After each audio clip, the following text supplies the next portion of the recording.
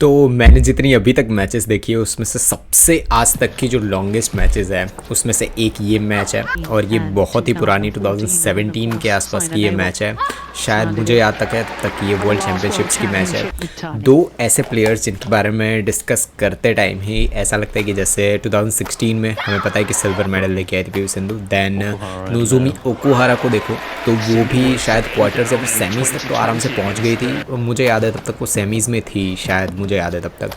तो ये दोनों का जो प्राइम से मेरा मतलब ये है कि जो टॉप आप बोलते हो ना कि आप आपके गेम प्ले में टॉप हो, जैसे आप एक्सेलसन को बोलो तो उनके लास्ट 4-5 साल गिनो तो वो उनके टॉप टीयर में आते हैं। वो पहले भी बहुत ही बढ़िया थे, ऑफकोर्स बहुत अच्छे खेलते थे, बट जैसे कि आप देखो कि यंगर सेल्फ में लिंडन, फिल ली चोंगवे, ये सारे जो यंग थे ना तब 2010-6 के आसपास, तब वो उनके टॉप टीयर लेवल पे थे कि मतलब यार उनको हराना ऑलमोस्ट इम्पॉसिबल होता था। वही चीज़ यहाँ पे जैसे पीवी सिंधु के सामने नोजोमी ओकुहारा है, ये दोनों ऐसे प्लेयर्स थे कि टॉप टीयर प्लेयर्स थे, इनको हराना बहुत ज़्यादा टफ रहता था। एक चीज़ हम ये वीडियो में रिलेटेड हम कुछ चीज़ों के बारे में डिस्कस करेंगे कि ये एरा वुमेन सिंगल्स का और जो अभी चल रहा है उसमें सबसे बड़ा डिफरेंस क्या है, और गेम प्ले के बारे में भी थोड़ा बहुत डिस्कस करेंगे। इनके फुटवर्क और उनके बारे में तो अलग वीडियोस भी हैं और ऑफ कोर्स इसमें भी थोड़ा बहुत डिस्कस ज़रूर करेंगे। बट जो बेसिक चीज़ है कि लॉन्गेस्ट आप देखोगे, आप कहीं पे भी जाके सर्च करना कि लॉन्ग मैचेस, मैंने अभी तक की मेरी ये सबसे लंबी वाली है। ऑफ कोर्स डबल्स की मैचेस इससे भी लंबी होगी, बट सिंगल्स में मैंने जो देखी ये सबसे लंबी है, इससे भी 1-2 होंगी और शायद अगर किसी को पता है तो कमेंट बॉक्स में बता सकते हो। बट ये मैच लंबी कितना क्यों इतनी, अभी के मैचेस अगर आप देखो तो 1 घंटे 10 मिनट या फिर मैक्स टू मैक्स 1 घंटा ही खींचती है। अगर थर्ड सेट भी चला जाए, दोनों के दोनों 22-20 के आसपास भी खेलते हैं तो भी ऑलमोस्ट 1 घंटे के आसपास फिनिश हो जाते हैं। इसका सबसे बड़ा मेन रीज़न जो मैं अगर आपको बताऊं तो अभी के प्लेयर्स हैं ना, जो मैं देखता हूं कि वो लोग रैली में एंगेज ज़्यादा नहीं करते हैं। आप देखोगे कि मैक्स टू मैक्स आप 21 पॉइंट्स की रैली होगी, उसमें से 5 या 10 ही ऐसी रैलीज होंगी जो 20 से 30 शॉट्स की होंगी, बाकी ऑलमोस्ट सारी 10-15 के आसपास फिनिश हो जाती है। और अभी तो सबसे बड़ी एक चीज़ जो अभी मैंने देखी है, अभी के सिंगल्स प्लेयर्स खेलते हैं उसके अंदर मैंने देखी है कि वो लोग सर्विस में भी पॉइंट दे देते हैं, एरर ही इतनी ज़्यादा करते हैं। मैंने इतने ज़्यादा प्लेयर्स देखे हैं जिनकी गेम प्ले बोले ना कि नेक्स्ट लेवल गेम प्ले है कि अगर ये थोड़े बहुत चेंजेस ला दे तो कोई भी इनको हरा ना पाए, बट फिर भी ये लोग बाहर मारते हैं, एरर्स बहुत ज़्यादा करते हैं। तो यही चीज़ ओल्ड स्कूल गेम प्ले आप जब भी जाके देखोगे, जैसे पीटर गेड है, आप पुराने जितने भी वीडियोस यूट्यूब पे हमेशा अवेलेबल रहेंगे, आप जाके देख सकते हो। आप जाके देखोगे तो आपको एक चीज़ हमेशा नोटिस होगी, वो लोग ऑफ कोर्स रैली में एंगेज बहुत ज़्यादा करते थे। रैलीज में एंगेज करने का मेरा मतलब ये कि सामने वाले ने टॉस मारा तो मुझे पता है कि इस टॉस को मैं कोई भी चेंजेस नहीं कर सकता, मैं यहाँ से स्मैश नहीं मार सकता, यहाँ से टॉस के अलावा एक ही ऑप्शन है मेरे पास। बट अभी क्या हो गई ये चीज़ें कि अभी है ना बहुत ज़्यादा अवेलेबल होता है, आपको आपके अपोनेंट के बारे में सारा डेटा अवेलेबल रहता है। तो आप क्या करते हो, आप ट्राई करते हो वहाँ जाके स्मैश मारने का, बट वो स्मैश सामने वाला डिफेंड कर लेता है और वो डिफेंड जहाँ पे करता है वहाँ जाके आप उसे रिटर्न नहीं कर पाते हो। ये सिर्फ एक एग्जांपल दे रहा हूँ मैं। तो यही चीज़ पुराना ओल्ड स्कूल होता था, old school in the sense कि पुरानी गेम प्ले होती थी, उसमें वो लोग गेम को, एक होता है कि गेम को टाइम पास करना, खींचना गेम को। मैंने बीच में लास्ट ईयर या फिर इसी साल की कुछ मैचेस थी डबल्स की देखी थी मैंने, उसके अंदर वो लोग कंटिन्यू एक दूसरे को टॉस मारे जा रहे हैं, एक कॉर्नर से दूसरे कॉर्नर, एक कॉर्नर से दूसरे कॉर्नर, कुछ भी नहीं करते ना, वो स्मैश मार रहा है, ड्रॉप मारे, वो सिर्फ टॉसेस मारे जा रहे हैं, टाइम पास बोलते हैं मेरे रिलेटेड, मेरा ओपिनियन है। वो लोग ऐसा कर रहे थे डबल्स के अंदर, और सिंगल्स में भी 1-2 मैंने मैचेस ऐसे देखे थे, ये टॉस मार रहा है, सामने वाला टॉस मार रहा है, कोई भी ऐसा ट्राई ही नहीं कर रहा जो पॉइंट लेने का ट्राई कर रहे हो। वो एक टाइम वेस्टिंग होती है, एक मिसकंडक्ट में आता है। बट जो मैं चीज़ बोल रहा हूँ ये कि आप रैली के अंदर एंगेज होके देख रहे हो कि सामने वाला कहाँ गलती करे और तब मैं पॉइंट ले लूँ, ये एक सबसे बड़ा डिफरेंस बन जाता है इसके अंदर। तो यही ओल्ड स्कूल गेम प्ले के अंदर था, रैली में एंगेज बहुत ज़्यादा करते थे। ये तो मैंने कट करके वीडियोज़ डाले हुए हैं इसके अंदर, बट अगर आप फुल लेंथ वीडियो देखो, world championship 2017 PV Sindhu versus Nozomi Okuhara, आप जाके सर्च करो, ये पूरी की पूरी मैच देखो, आपको एक चीज़ इसमें से सीखने मिलेगी, वो है पेशेंस। एक चीज़ होती है कि जैसे लिंडन, उनका अटैक बहुत बढ़िया था, ऑफ कोर्स ली चोंगवे का भी उतना ही था, बहुत ही बढ़िया था, बट लिंडन का मुझे उनका अटैक मोड बहुत ही बढ़िया लगता था। बट ऐसा नहीं होता है कि हर एक शॉट में लिंडन सिर्फ अटैक ही करते थे, वो देखते थे कि यार रैली में एंगेज होना पड़ेगा उनको। ली चोंगवी अगर मैं एग्जांपल के लिए लूँ कि ली चोंगवी के सामने विंडैन खेल रहे हैं तो वो रैलीज खींचेंगे 30-40-50 शॉट्स की भी मैंने उनकी देख रखी है। तो वो लोग रैली में एंगेज करेंगे कि सामने वाला थोड़ी गलती करे, और जब मैं श्योर हूँ 100% श्योर हूँ कि यहाँ पे स्मैश मार के मुझे पॉइंट मिल ही जाएगा, तभी वो मारते थे। ऑफकोर्स वो भी एरर्स करते थे, बट कितनी, 21 में से 3-4, और वो भी हो जाती हैं, वो जानबूझ के नहीं कर रहे हैं। अनफोर्स्ड एरर्स के अंदर ये सारी चीज़ें आती है। अभी के प्लेयर्स में देखोगे बहुत ही ज़्यादा आपको फोर्स्ड एरर्स दिखेगी, जानबूझ के। मुझे कभी कभार ऐसा लगता है कि ये लोग ये चीज़ें कर क्यों रहे हैं। अगर मुझे पता है कि मैं स्मैश मार रहा हूँ और वो कंटिन्यू बाहर ही जा रही है, मुझे वो चीज़ चेंज करनी पड़ेगी। इवन मेरा कोच भी अगर आके मुझे बता रहा है कि यार ये चीज़ चेंज करनी है, और अगर मैं फिर नहीं कर रहा हूँ तो गलती मेरे अंदर ही है। बहुत बार मैंने ये चीज़ नोटिस की है कि अभी के प्लेयर्स हैं, अभी के जो प्लेयर्स खेल रहे हैं, इनके अंदर ये गलती हमेशा मुझे देखने मिली है। बट ये जो ओल्ड स्कूल नहीं बोल सकते, but old style of badminton बोल सकते हैं कि वेट कर रहे हो आप, आपकी गेम को थोड़ा भी नीचे नहीं कर रहे हो, आप अटैक कर रहे हो, आप ड्रॉप्स लगा रहे हो, आप टॉप्स, जितने तरीके से आप पॉइंट्स ले सकते हो वो सारी चीज़ें कर रहे हो, बट पेशेंस के साथ कि सामने वाला भी थोड़ी गलती करे। ऐसा नहीं कर रहे हो कि आप उसके हाथ में ही शटल दबा रहे हो ताकि जीत जाओ, ये चीज़ यहाँ पे नहीं होती है। इसीलिए जो 1 घंटे 10 मिनट मैक्स टू मैक्स मैंने अभी सिंगल्स की मैचेस देखी है ना, वो विक्टर एक्सेल्सन की और एक और पर्सन का सामने उनका याद नहीं है, वो इस साल की मैच थी, वो 1 घंटे और 20 मिनट के आसपास शायद मैंने देखी थी, वो ही सबसे लंबी मैंने देखी थी। इवन मैन सिंगल्स के मैंने मैचेस देख रखे हैं जो 145-150 तक भी जाते थे।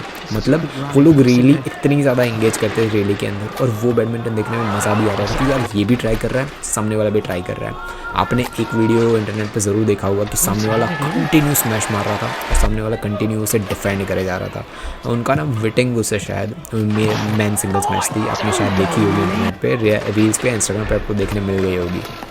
दोनों, वो भी स्मैश कंटिन्यू मारे जा रहा है और वो भी सामने वाला कंटिन्यू डिफेंड से कर ही जा रहा है। तो वही चीज़ में डिफरेंस सबसे बड़ा आता है कि वो चीज़ अभी हमें नहीं देखने मिलती है। अभी या तो स्मैश मार के फिनिश करो, या तो गेम प्ले कुछ भी हो जाए, ऐसे ड्रॉप्स मारो, पॉइंट्स फिनिश मिल जाए। ऐसा नहीं बोल रहा हूँ मैं कि अभी ऐसे प्लेयर्स नहीं है। ऑफकोर्स आपको देखने मिलेगा कि विक्टर एक्सेल्सन है और 1-2 प्लेयर्स ऐसे हैं अभी, जैसे जॉनथन क्रिस्टी है। जॉनथन क्रिस्टी वो भी एक ऐसे प्लेयर है जो वेट करते हैं, ऐसे प्लेयर्स मुझे देखने। और एक और एंडर्स एंटोनसन है, बट एंडर्स एंटोनसन अभी भी उनका गेम वो पक्का नया नहीं बना है। जैसे बोलते हैं ना कि यंग ब्लड थोड़ा होता है ना, वो एग्रेसिव होता है, वैसी ही गेम प्ले भी उनकी दिखती है। ऑफकोर्स गेम प्ले बहुत ही बढ़िया है, बट वही चीज़ है। तो यहाँ पे पीवी सिंधु और नोजोमी ओकुहारा दोनों के दोनों एक आप बोल सकते हैं कि जैसे लास्ट वीडियो जो हमने देखा था कि दोनों की हाइट एक जैसी थी, चेनलोंग और विक्टर एक्सेल्सन। तो वो दोनों रिलीज़ कर रहे हैं, तो दोनों को पता है कि यार मैंने थोड़ी भी गलती की तो सामने वाला भी पकड़ सकता है और मैं भी पकड़ सकता हूँ। दोनों ऑलमोस्ट इक्वल लेवल पे थे। बट यहाँ पे चीज़ क्या होती है कि नोजोमी ने इतनी भी गलती की तो पीवी सिंधु सेंटर से ही शटल पकड़ के फिनिश कर देगी। समझ आ गया आपको? वहीं पे चेंजेस आती है कि नोजोमी इस चीज़ में क्या डिफरेंट करती है। तो नोजोमी जैसे वो जापानीज़ है, अकाने यामागुची के जितने मैचेस मैं बोलता हूँ, वो मैचेस के अंदर जितनी भी डिटेल्स, जितनी भी चीज़ें बोली है मैंने, वो सारी चीज़ें नोजोमी को अप्लाई होती है, सारी की सारी ऑलमोस्ट। आप एक चीज़ नोटिस करोगे, नोजोमी का जो गेम प्ले है, रिजेम्बलेंस मुझे बहुत ज़्यादा लगता है अकाने यामागुची के गेम प्ले से। बट डिफरेंस यहाँ पे सिंपल ये है कि कभी कभार वो फ्लेक्सिबिलिटी का लेवल है ना, वो मुझे नोजोमी ओकुहारा उसमें थोड़ा सा ज़्यादा दिखता है, थोड़ा सा ज़्यादा, बहुत ज़्यादा नहीं। ऑफकोर्स अकाने यामागुची भी टॉप प्लेयर है, बट नोजोमी भाई नेक्स्ट लेवल है। इतने मतलब बोल सकते हैं ना कि आप पूरे कोर्ट में आपको जैसे पीवी सिंधु सिर्फ 1.5 स्टेप में पहुंच रही है, आपको 2.5 स्टेप, 3 स्टेप लेने पड़ रहे हैं वही जगह पे पहुंचने पे। स्टिल आप पूरे कोर्ट में सामने वाले को उतना कंपटीशन दे रहे हो, अच्छे खासे गेम प्ले पे कर रहे हो।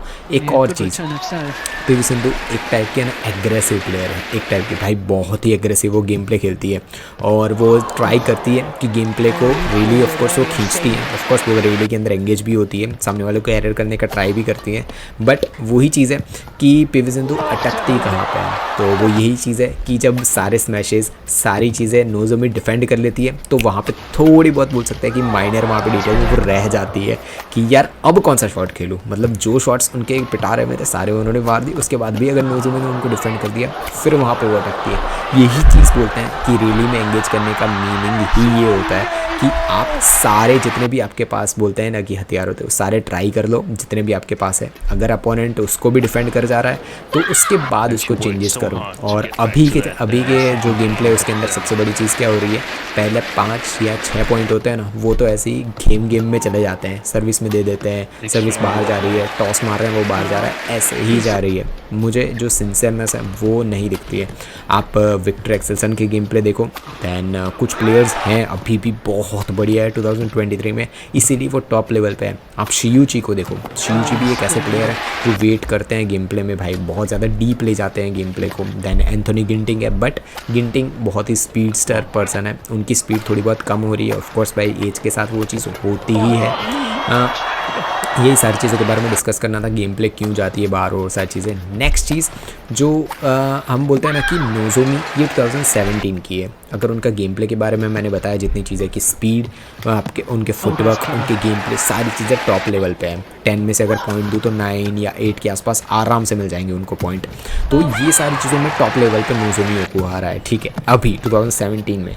बट अभी लास्ट टू लास्ट मंथ 1 या 2 महीने पहले आंसेयंग जो भाई क्वीन है लास्ट, बहुत ही यंग ब्लड है, ऑफकोर्स उनका गेम प्ले टॉप लेवल पे लास्ट 1-2 साल से। स्टिल नोज़ोमी ने, मैंने देखा है कि इस साल मैंने आंसेयंग के जितने भी मैचेस देखे हैं, इतने ईजी तरीके से, मक्खन तरीके से उन्होंने मैचेस को जीता है स्ट्रेट 2 में। और सामने वाले को एक से पूरी मैच अगर आप आंसेयंग की देखोगे ना इस साल की और 2022-23 जितने भी मैचेस देखोगे, आपको उसके अंदर एक चीज़ नोटिस होगी हमेशा कि वो सामने वाले को इतने इजी तरीके से आउट कर देती है ना, मतलब फिनिश कर देती है स्ट्रेट 2 सेट्स में, कि आपको लगेगा यार मैच शुरू कब हुई और ख़त्म कब हुई। उनके सामने टॉप प्लेयर ले आओ, कैरोन अमरिन, टाइसुइन, कोई भी टॉप प्लेयर ले आओ, वो उनको स्ट्रेट 2 में ही हराएगी और ईजी तरीके से हराएगी। बट लास्ट 1-2 महीने पहले नोज़ोमी ओकुहारा उनके सामने खेली थी और पहली बार मैंने लास्ट 1 या 2 साल के अंदर नोज़ोमी ओकुहारा का गेम प्ले ऐसा उनके सामने आंसेयंग के सामने देखा। और उनके सामने आंसेयंग थोड़ी बहुत मुझे घबराई हुई दिखी। फर्स्ट सेट और सेकंड सेट जो चला हुआ था कि आंसेयंग सारी चीज़ें ट्राई कर रही है, बट नोज़ोमी वो सारी चीज़ों को टैकल कर रही है, सारी चीज़ों को डिफेंड कर रही है। बट वो मैच आंसेयंग जीत गई थी। उसका सबसे बड़ा रीज़न ये है कि जैसे ही एज बढ़ती जाती है उस stamina level, game play level थोड़ा नीचे जाता ही जाता है। और वही चीज़ में जब आप कुछ टाइम के लिए इंटरनेशनल सर्किट या फिर गेम प्ले नहीं खेलते हो, मैचेस से बाहर होते हो 6 महीने, 5 महीने या फिर 1 साल तक, तो उसके बाद जब आप कोर्ट में आते हो तो थोड़ा टाइम लगता है आपको रिकवर करने में, वो कोर्ट को सेट करने में। तो वही चीज़ जो नोज़ोमी उनके साथ हो रही थी। बट आंसेयंग ने स्ट्रेट 3rd सेट, मैंने पहली बार उनके अंदर वो चीज़ देखी कि उनको भी कंपटीशन देने वाला कोई पर्सन है। यही चीज़ बहुत ही बढ़िया लगती है मुझे कि जब ऐसे टॉप टियर प्लेयर हो ना, विक्टर एक्सेल्सन को कोई हरा ही नहीं पा रहा है। 1-2 प्लेयर हैं, आपने एक बार हरा दिया ठीक है, अगर आप कंटिन्यू उनको हरा रहे हो तब वो चीज़ बनती है। कुछ प्लेयर्स हैं जिन्होंने उनको किसी एक में हरा दिया होगा, किसी 2 मैच में हरा दिया होगा कहीं पे, बट कंटिन्यू आप उनको हराओ तब विक्टर एक्सेल्सन को भी लगे कि यार भाई कोई कंपटीशन लग रहा है। अभी आप देखोगे कि पेरिस ओलंपिक्स जो होने वाले हैं उसके अंदर क्लियर 2 हमारे जो मैन सिंगल्स और वुमेन सिंगल्स उनके विनर्स हैं, आंसेयंग और यहाँ पे विक्टर एक्सेल्सन। उनके नीचे के लिए सारे लोग फाइट करे जा रहे हैं। बट जब गोल्ड मैच होगी फाइनली तब एक कंपटीशन नहीं होगा तो गेम प्ले देखने में मज़ा ही क्या है। अगर स्ट्रेट 2 सेट्स या फिर इजी तरीके से विक्टर एक्सेल्सन जीत रहे हैं, इजी तरीके से आंसेयंग जीत रहे हैं, तो मतलब क्या है उस चीज़ का। ये सारी चीज़ें अभी डिस्कस करने का मतलब सिंपल ही है कि ये जो ओल्ड स्कूल गेम प्ले चल रहा है इससे बहुत प्लेयर्स को, जैसे आप भी एक यंग प्लेयर हो जो भी मतलब ये मैं वीडियोज़ देख रहे हैं, उनको भी वो चीज़ सीखने की ज़रूरत है कि इससे भी, मैं ऐसा नहीं बोल रहा हूँ कि आज का गेम प्ले बहुत बेकार है यार, बहुत मतलब वो लोग शॉर्ट में ख़त्म कर देते हैं या फिर ये होता है, मैं नहीं बोल रहा हूँ। ये भी एक एग्रेसिव गेम प्ले बताता है कि यार जैसे इस टाइम पे आप बोलो कि 2013-14 मतलब उस लेवल पे बोलते हैं इंटरनेट नहीं ग्रो अप हुआ था, तो आपके अपोनेंट की क्या गेम प्ले है, उसके वीकनेसेस क्या है, वो सारी चीज़ें जब उसके सामने खेल रहे हो उतना ही आपको पता होता है, आपके कोचेज़ ने दिखाया फिर आपको समझ आया, उतना ही होता है आपके पास। वीडियोस उस लेवल पे अवेलेबल नहीं होते हैं। बट अभी के प्लेयर्स जैसे मैं एग्जांपल के लिए मैं खुद को बताऊं कि मैं सिखाने के बाद किराम भी मैं खेलने चाह रहा हूं किसी प्लेयर के सामने। एग्जांपल के लिए जोनाथन क्रिस्टी के सामने मेरी मैच है, तो उसकी पूरा मतलब जोनाथन क्रिस्टी के सारे पुराने मैचेस, उनका फुटवर्क, उनका गेम प्ले, सारी चीज़ें मुझे इंटरनेट पे अवेलेबल हो जाएगी ईजी तरीके से। मुझे पता है कि भाई जोनाथन क्रिस्टी कहाँ पे अटकते हैं, उनका डिफेंस ईजी है, हार्ड है, क्या है, कुछ नहीं, सारी चीज़ें ईजीली मुझे अवेलेबल रहती है। तो यही चीज़ एक बहुत बड़ा एग्जांपल है कि आपको भी ये चीज़ें ऑनलाइन देखनी चाहिए, तभी आप वहाँ पे ग्रो कर पाओगे। ये मैचेस अगर आप देखो, ये पूरी की पूरी मैच आपको वर्ल्ड चैम्पियनशिप 2017 आप सर्च करना, वहाँ जाके देखो, आपको एक चीज़ समझ आ जाएगी कि कैसे players non giving up attitude दोनों के अंदर है, पीवी सिंधु और यहाँ पे भी कैसे शॉर्ट हाइट होने के बाद भी नोज़मी कंपटीशन दे रही है, और कैसे पीवी सिंधु भी उनके पेशेंस के साथ पूरा गेम प्ले खेल रही है। तो ये सारी चीज़ें थी, और कोई भी चीज़ें अगर आपको कन्फ्यूजन या फिर कुछ भी हो तो कमेंट बॉक्स में आप लिख सकते हो। और पूरी ये मैच तो शायद नोज़मी जीतने वाली है।